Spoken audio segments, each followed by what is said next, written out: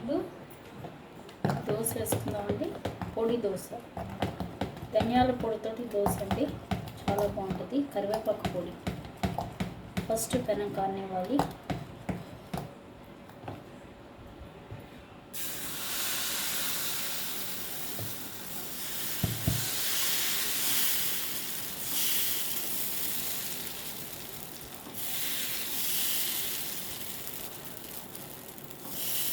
దీనికి కొంచెం దళసరిగానే బాగుంటుంది.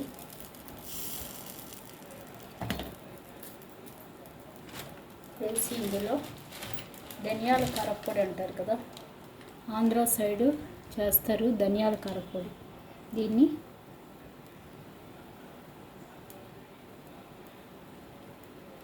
ధనియాలు, కరివేపాకు, మినపప్పు, శనగపప్పు అన్నీ వేసి వేయించండి. వరకే చింతపండు, కరివేపాకు వేసి ఇలా పొడి చేస్తారు.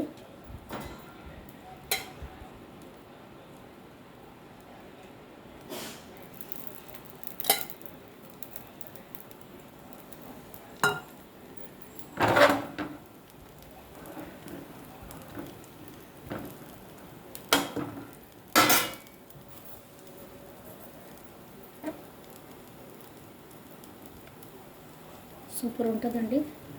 కరివేపాకు వాసన, ధనియాల వాసన వస్తూ. ఆంధ్ర సైడ్ కారపొడి అంటే ఇదే ఇస్తారు. దీనిలో నెయ్యి వేసుకుని ఇడ్లీలో నంచుకుని తిన్నా బాగుంటుంది, లేదా నూనె వేసుకుని ఇడ్లీలో నంచుకుని తిన్నా బాగుంటుంది, లేదా దోశ మీద ఇలా వేసుకుంటే బాగుంటుంది.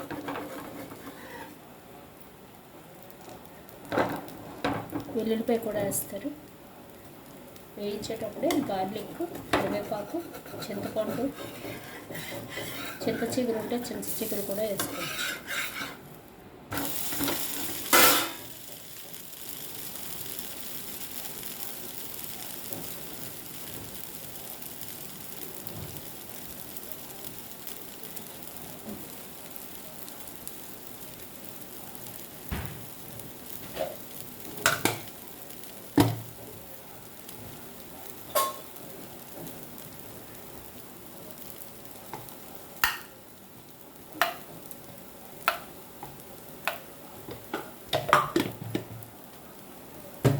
దీనిలోకి టమాటా, ఆనియన్, కొత్తిమీర చట్నీ అండి, సూపర్ ఉంటుంది.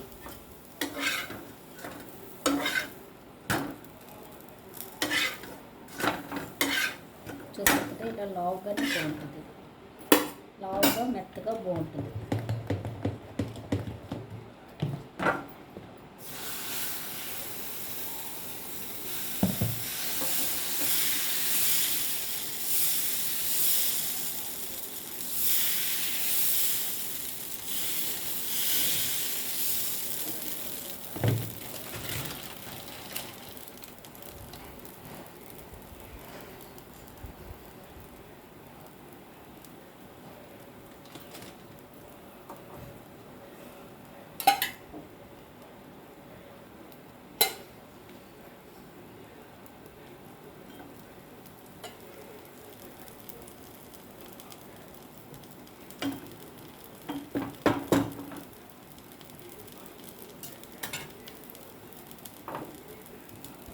చూసారు కదా ఎంత బాగుందో, అమ్మీగా ఉంది.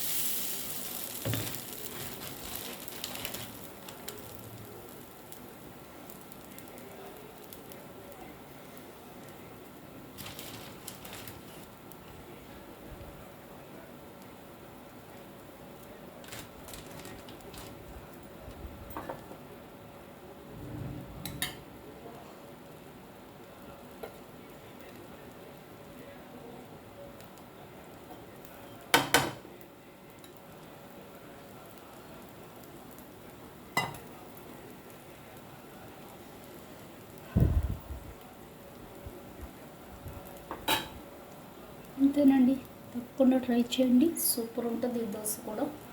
అందరూ ట్రై చేయండి. Thank you.